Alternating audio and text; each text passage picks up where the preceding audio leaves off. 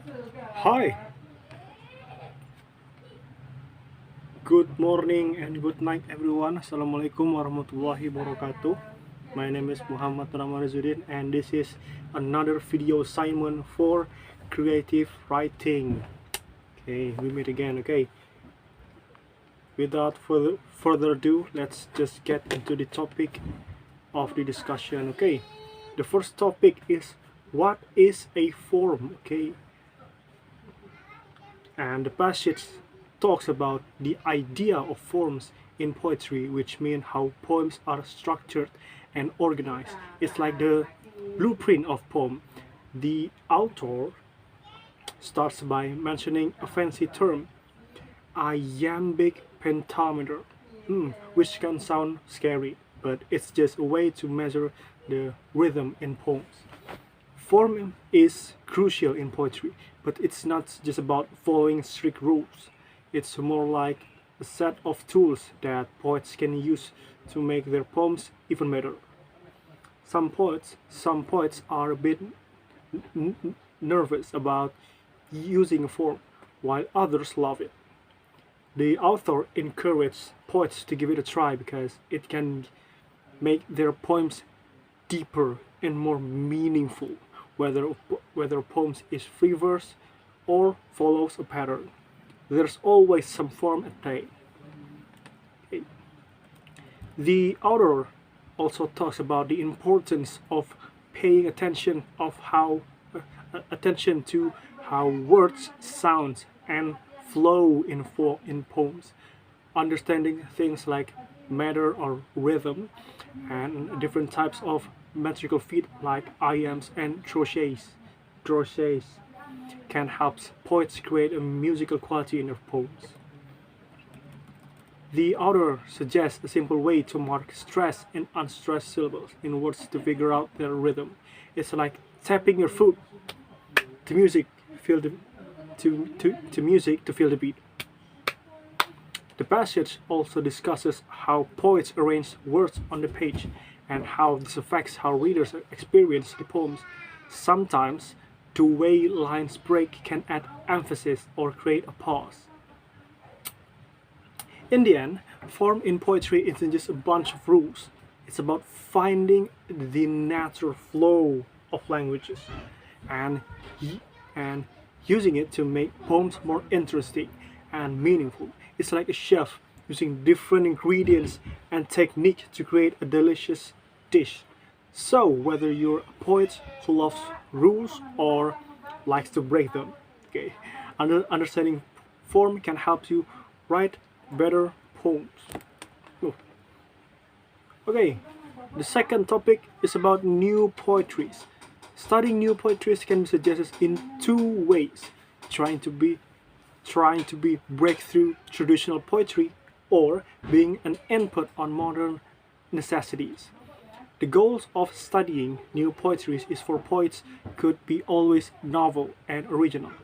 But trying to modernize doesn't mean you need to forget all the values and culture of traditional poetries. Instead, focuses more on the innovation that can be inserted to fit today's society. Okay. Number one is intentional writing. Expressing an idea in a form of poetry writing cannot be just done in any ways. The forms that have been used in centuries of poetry history have their own purposes. Writing must be planned so poems can deliver the intended messages. Okay, second is non-intentional writing. Some poets have the goal to write a poem without any meaning. Most of these poets have inspiration that they call the third party, like spirit or divine being. Now, there are ways that people plan when trying these types of poetry writing, like Hannah Weiner that writes what she saw, and John Cage that writes using only keywords. The result of unintentional writing from poets makes the poetry open to any sort of interpretation. Okay, third is vocabulary. Words are the main units of a poetry as it describes of what the poem is about, what purpose does it serve, and what does it tells us.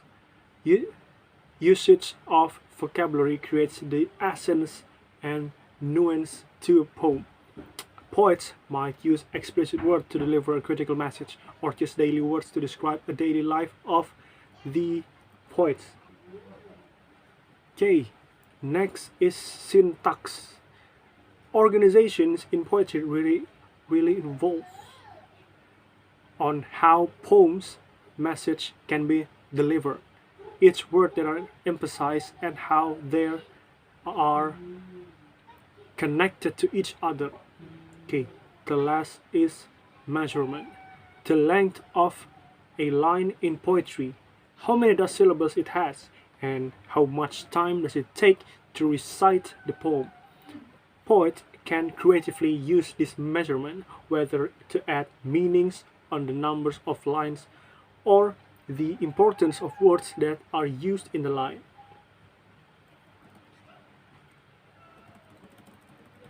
Okay, the third topic is about the poets in the theater. The first Okay, the third topic is the poet in theater. First, drama.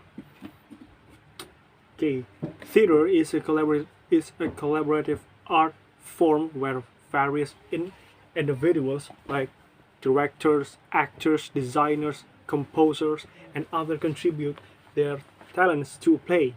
While poets may have their unique vision for a play, they must be prepared for the collaborative nature of the theater, where others will leave their mark on the production. Poets writing first drama need a clear vision and must advocate for their work in a theater culture where prose is often the norm. First drama is like one of the ancient rivers that runs beneath a city, usually unseen and unheard but occasionally breaking out before being sealed away again. Since the 1900s, there has been a good deal more verse drama than contemporary reader and audience may be aware of. Verse drama has played a significant role in the German-speaking theater into the present day. While in the UK, the US, and elsewhere in the Anglophone world, it has attracted some of the major poets of the time. Among them is W.B. Yeats, T.S. Eliot, and Robert Lowell. Okay, the first drama has two forms. The first form is the classical form, the enduring influence of the Greek tragedians like Archilochus, Sophocles, and Euripides, as well as the comedic work of Aristophanes, continues to captivate the creative minds of directors and poets. Their plays such as Aeschylus, the Oresteia, or the Sophocles, the Theban plays, the Euripides, the Bacchae, and Aristophanes. Comedies like The Birds and the Lysistrata,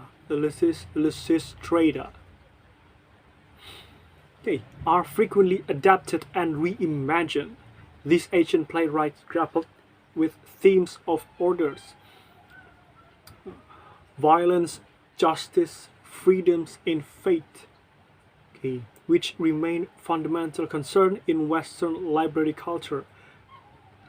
Aristophanes, though in a comedic vein, also offers a unique perspective on the world. The second form is the Shakespeare form. Contemporary theater is usually governed by the need for plays with small casts, so that to invoke the Shakespeare sense of scale and population in depth may seem utopian. but the word-creating opportunities of the Shakespearean Jacobean model speak to the desire for history plays, capable of treating politics and society as a whole. Plays capable too of raising the intensity of tragedy. Okay, the assumption that first drama is undramatic may arise in part of contemporary unease with the ritual and statisque mode of the Greek tragic drama to which poets are so often drawn. It is also felt that poetic language is often merely decorative. A verse drama is not a stage poem, but a play in verse. It has the same obligation as any other play to compel the audience commitment and absorption, while at the same time offering poetry greater suggestiveness, precision, and musical power.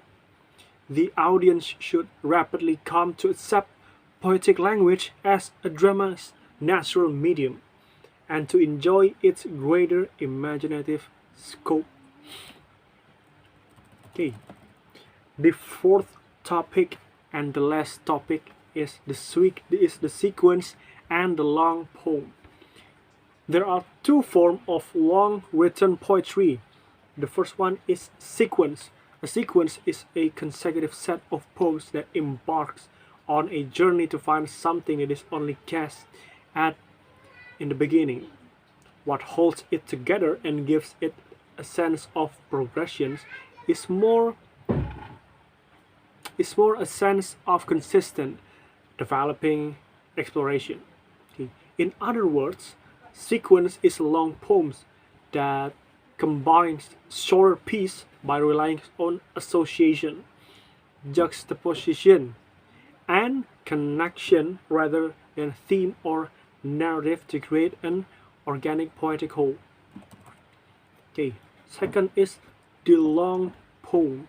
The long poem of the epic kind often involves gods and supernatural beings as well as people, usually engaged in some great emblematic war or voyage that entails conflict, such as the Iliad, the Odyssey, the Aeneid, the Nibelungel, the Nibelungenlied, Beowulf and Mahabharata, the Ramayana, or the Epic of Gilgamesh. In other words, long poem is a type of long written poem that connected one verse with another throughout a narrative storytelling. Okay, that's it from me. Thank you and wassalamualaikum warahmatullahi wabarakatuh.